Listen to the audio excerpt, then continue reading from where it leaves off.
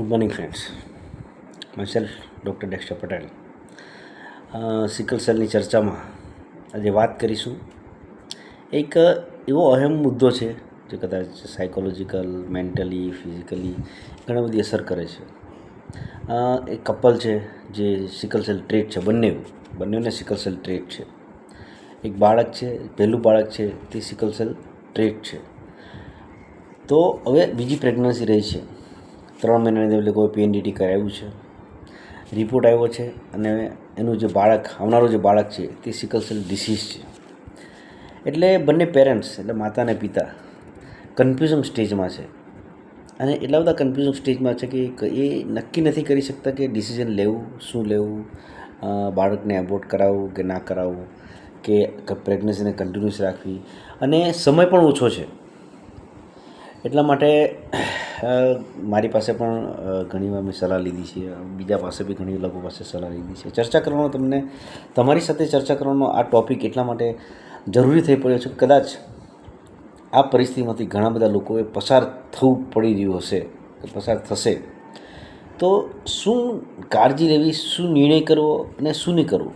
પ્રથમ તો જો તમે સિકલ સેલ બંને ટ્રેટ હોય કે ડિસીઝ હોય, પેરેન્ટ્સ, તો તમે પહેલાંથી જ મેન્ટલી અને બધી જ રીતે માનસિક અને શારીરિક રીતે તૈયાર થઈ જાઓ કે તમારે શું નિર્ણયો લેવા છે. કે આ બધા નિર્ણયો એવા છે જે તમારે પોતે લેવાના છે. તમારા આવનારી ભાવિ પેઢી માટેના આ નિર્ણયો હોય છે. તમારા બાળકના નિર્ણય એટલે એ બહુ અહમ નિર્ણય હોય છે. હા, અમે અમારી જેવા લોકો તમને સલાહ આપશે, સૂચનો આપશે, કે તમને થોડો ગાઈડ કરશે અથવા તમને મોરલ સપોર્ટ આપશે, કે બીજું તમને ગાઈડલાઈન કરી શકશે, શું કરી શકાય, શું કરી થાય તો શું થાય, શું એટલે પોઝિટિવ વાતો, નેગેટિવ વાતો અમે તમને સલાહ આપી શકીશું. પરંતુ જ્યારે તમને ખબર છે કે તમે બંને સિકલ સેલ પોઝિટિવ છો અને તમારું આવનારું બાળક ડિસીઝ આવી શકે એમ છે, અને જ્યારે પ્રેગ્નન્સી રહી છે અને તમે જ્યારે કોરોનિક્યુલાઇટ ટેસ્ટ કરવા જઈ રહ્યા છો, તો તમારે પહેલાં ટેસ્ટ કરતાં પહેલાં જ એ નિર્ણય કરી લેવો પડશે કે કદાચ બાળક ટ્રેટ આવશે, ડિસીઝ આવશે કે નોર્મલ આવશે. જો ડિસીઝ આવશે તો આપણે શું કરવાનું.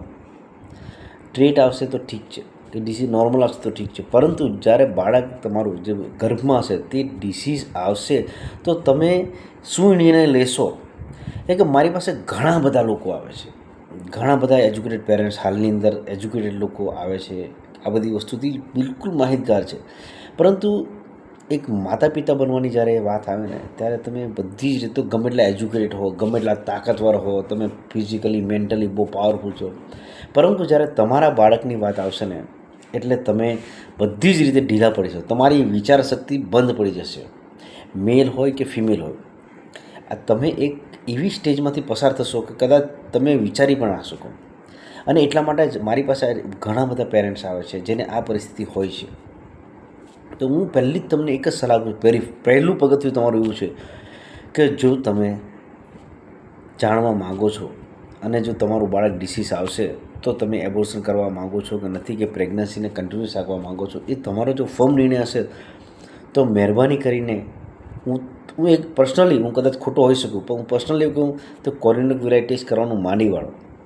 જો તમે બાળકને એબોર્ટ નથી કરાવવા માંગતા તો તમે થ્રુઆઉટ પ્રેગ્નન્સી જે ફિમેલ છે કે એક ફિમેલની જે માનસિકતા અને ફિમેલની જે પોતાની જે એ છે માતૃત્વ, એ એટલું બધું સ્ટ્રોંગ હોય છે ને કે પછી તમે એ બાળકને કદાચ એબોર્ટ કરવાની વાત કરશો અથવા તો તમે કદાચ એને પ્રેગ્નન્સીને કન્ટિન્યુઅસ તો એ એક સાયકોલોજીકલ ટ્રોમામાંથી 9 મહિના સુધી ગુજરશે.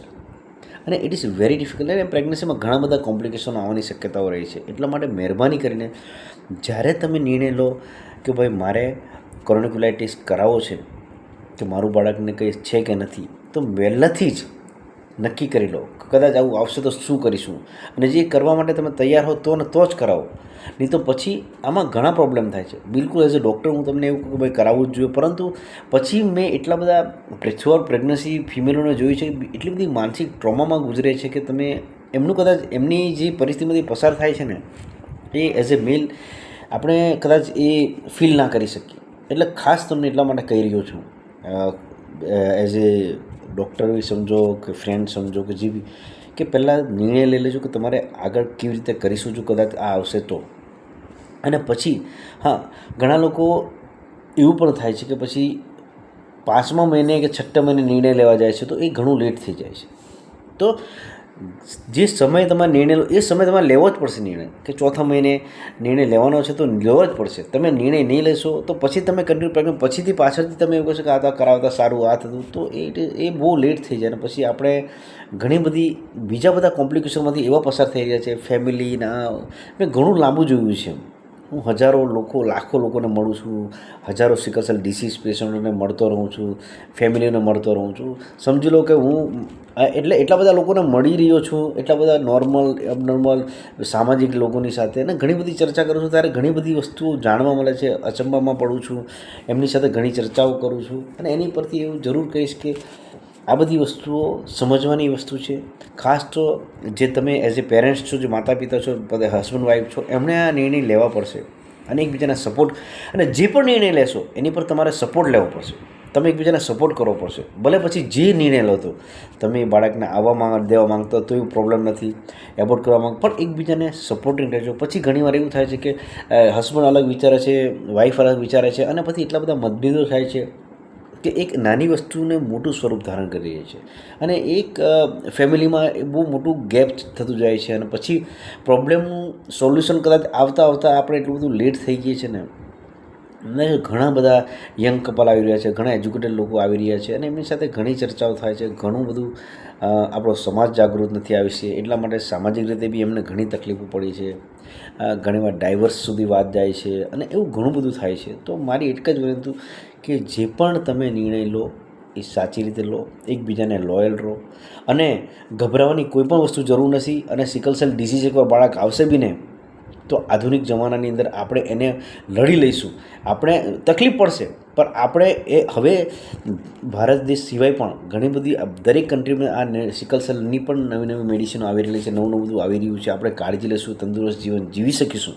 એની માટે કોઈ ગભરાવાની જરૂર નહીં કે આ ગયું એટલે બહુ મોટો પહાડ પડી જશે. પરંતુ આપણે જે ભણેલા છે તો આપણે આ જાણવું જરૂરી છે, અને આપણે આ બધું કરી રહ્યા છીએ તો પછી નિર્ણય લેવો પણ જરૂર. પરંતુ ઘણીવાર એવું થાય છે કે આપણે એની અંદર નથી લઈ શકતા, તો કંઈ વાંધો નહીં. આપણે જે બી હશે કે દો, આ તો સિકલ સેલની વાત કરીએ. ઘણી બધી એવી બીમારીઓ છે જે ત્યાર પછી બી થઈ શકે છે કે ભાઈ જીવનના જે પથમાં છે એની અંદર ગમે ત્યારે અડધી વચ્ચે બીમારી થાય તો આપણે શું કરી શકું? તો આપણે એને જીવવાનો છોડી થોડી દેવાના. આપણે લડવાનું છે, આપણું કામ લડવાનું છે. કુદરતે આપણને જે પણ આપ્યું છે, સુખ આપ્યું છે, દુઃખ આપ્યું છે, બીમારી આપી છે, જે બી આપ્યું છે, આપણે એને સમજદારીથી સારા વ્યક્તિ પાસે એને માર્ગદર્શન લઈને જે કંઈ દવાઓની જરૂર છે તે લઈ અને આપણે આગળ જીવનને આગળ વધારવાનું છે. એનાથી હતાશ થવાનું કે એનાથી કોઈ તમે એકબીજા સાથે ઝઘડો કરશો કે ફેમિલીમાં ડિસ્ટર્બ થશો તો એનાથી આ પ્રોબ્લેમનું સોલ્યુશન નથી આવવાનું. પ્રોબ્લેમનું સોલ્યુશન ત્યારે જ આવશે જ્યારે તમે એકબીજાને સમજશો. જે બી પ્રોબ્લેમ છે એને સાથે મળીને ફેસ કરશો. તમારું બાળક બિલકુલ તંદુરસ્ત જીવન જીવશે, સારી દવાઓ લેશે. જે કાળજી લેવાની છે તમારે લેવાની છે, તે વખતે તમારે જ્યારે મોટો થશે તો મોટી થશે ત્યારે એણે જે કાળજી લેવાની છે તે લેશે, તો આરામથી સારામાં સારી જિંદગી જીવશે. એની માટે કોઈ ટેન્શન લેવાની જરૂર નથી. દરેક વ્યક્તિ ભગવાને દરેકને જે આયુષ્ય આપ્યું છે તે સારું જ ભોગવી રહ્યો છે.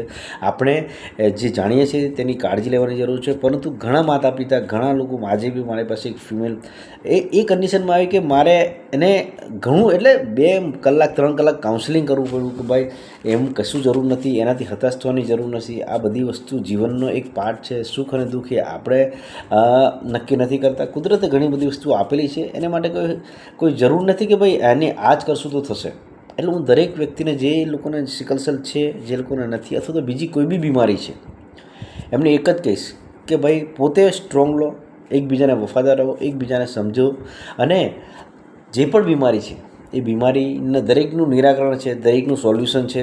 તમે એને કાળજી લેશો તો તમે સારામાં સારી જિંદગી જીવી શકો એમ છો. તમને કોઈ બીમારી જ્યાં સુધી તમે નહીં હારશો ત્યાં સુધી તમને હરાવી શકે એ પરિસ્થિતિમાં નથી. જેથી કરીને મહેરબાની કરીને મારા જે બી સિકલ સેલ મિત્રો છે, ધરાવતા મિત્રો, એમને એક જ વિનંતી, કોઈ પણ જાતની ટેન્શન લેવાની જરૂર નથી. હું તમારી સાથે છું. તમને જ્યારે બી મારી માર્ગદર્શનની જરૂર પડશે હું તમારી સાથે 24 કલાક છું. તમને મારાથી જે બી કંઈ માર્ગદર્શન જોઈતું હશે, જે પણ હું માર્ગદર્શન તમને સાચું મારા લેવલનું છે, જે હું કદાચ સાચું સમજું છું તે હું તમને આપીશ. પરંતુ કોઈપણ જગ્યાએ હતાશ થવાની જરૂર નથી. આપણે જે બી પ્રોબ્લેમ છે એનું સોલ્યુશન લાવીશું અને જરૂર પડતો આપણે બીજા કોઈ એના નિષ્ણાતો છે એને પણ વાત કરીશું, ત્યાં પણ માર્ગદર્શન લઈશું. એવું જરૂર નથી કે આપણે સંપૂર્ણ છે. દરેક કંઈ ને કંઈ લર્નિંગ, હું પણ ભણતો આવ્યો છું, હું પણ નવું નવું જાણતો આવ્યો છું, હું પણ નવું નવું શીખતો આવ્યો છું. આપણે શીખીશું અને જિંદગીમાં જેવી પરિસ્થિતિ છે એને આપણે લડવાનું છે, હારવાનું નથી. એ તમને એક જ મારો સંદેશ છે કે આપણે લડવા માટે પેદા થયા છે, લડીશું અને એની પર જીત હાસિલ કરીશું. કોઈ પણ બીમારી આપણને અટવી શકે એમ નથી, આપણે બધાને અટવી કાઢીએ એમ છે. Thank you.